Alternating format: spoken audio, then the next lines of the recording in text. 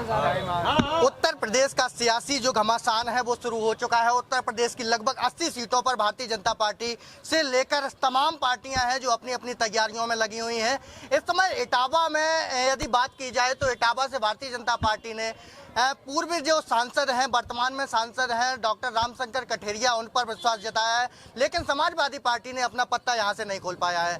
देखते हैं क्या रुझान है जनता के बीच इस समय मौजूद है।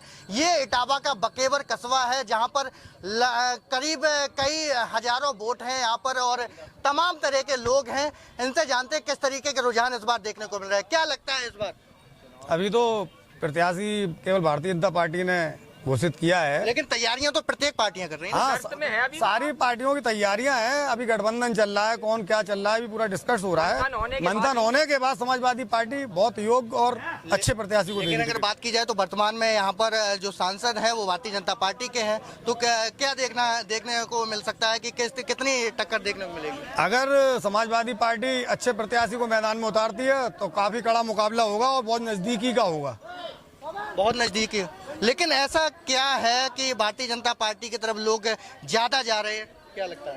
नहीं, भारतीय जनता पार्टी के साथ मीडिया ने मोदी जी को और अपने प्रोपेगेंडा में कर लिया है कि जो किया मोदी जी कर रहे हैं, मोदी जी कर रहे हैं। विपक्ष को दिखाई नहीं रहा, प्रेस किसी विपक्ष के नेता की न भाषण सुनाए जा रहे हैं, न बात की जा रही है, केवल मोदी मोदी मोदी। तो मीडिया का काम है सच्चाई दिखाना। लेकिन मीडिया तो सच्चाई दिखाती है भाई। 2000 रुपए दिए जा रहे हैं, राशन दिया जा रहा है, वो मीडिया दिखा रही है। 5 किलो चावल से अगर पूरा जीवन कटे तो फिर ये नौकरियों, युवा जो बेरोजगार घूम रहे हैं, आप अग्निवीर की नौकरी कर दी, आप अपनी पेंशन बंद नहीं करवा पा रहे, सरकारी कर्मचारियों की पेंशन बंद कर दी। जो बच्चा फौज की तैयारी करता था आज उसको 4 साल की नौकरी करके आपने अपाहिज बना दिया। राशन बांटकर जनता को अपाहिज करने का काम कर रही है भाजपा सरकार। लेकिन 1 करोड़ नौकरियों का वादा भी तो किया जा रहा है 1 करोड़ नौकरी देने का। 15 लाख पर व्यक्ति के खाते का भी तो वादा किया था मोदी जी ने। वो वादा पूरा हुआ क्या? लेकिन अच्छे दिन फिर आएंगे, यही अच्छे दिन है। किसान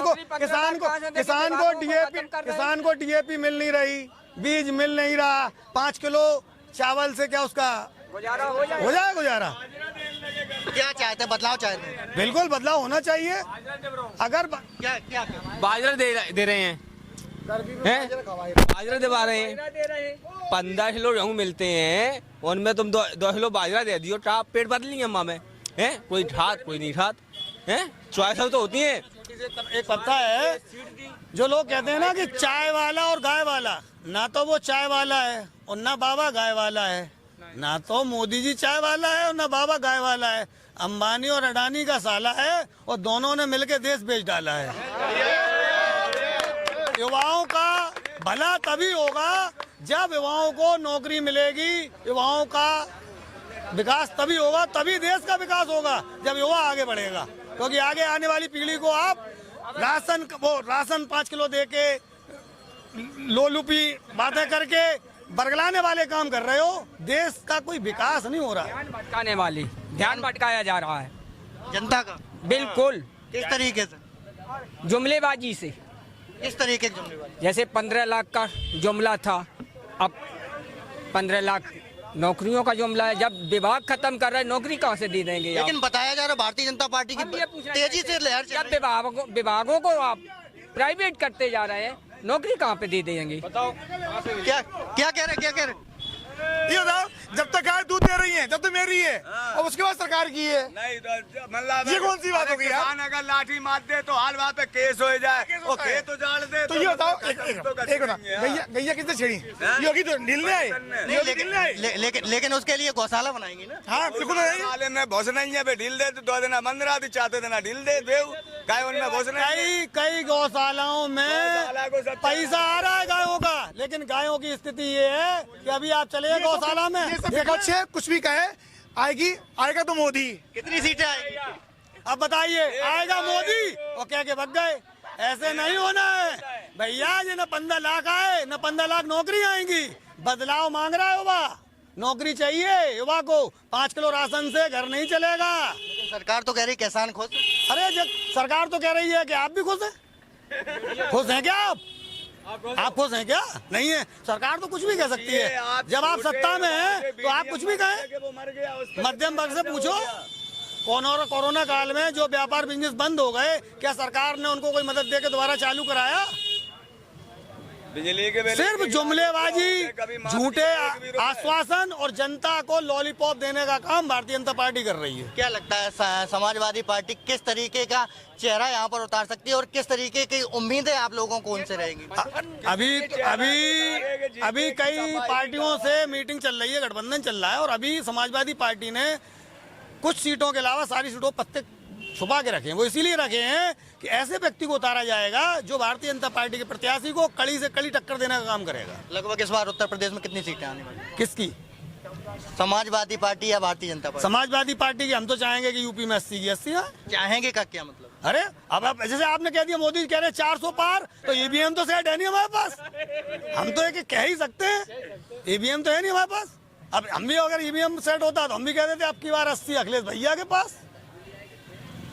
तो इसका मतलब आपको विश्वास नहीं है? नहीं, हमें तो विश्वास नहीं। अब ईवीएम अगर सेट है तो कुछ भी हो सकता है। अभी आपने देखा चंडीगढ़ मेयर के चुनाव में क्या स्थिति हुई, किस तरीके से क्या पर्दा पास हुआ, फिर बाद में क्या हुआ उसका रिजल्ट, तो यह सब आपके सामने। और मीडिया इस समय मोदी मय हो चुकी है, उसे विपक्ष नहीं दिख रहा, ना गरीब जनता की कोई बात दिख रही है। मारा जा रहा है हर समय, हर जन आदमी को हमेशा मारा जा रहा है।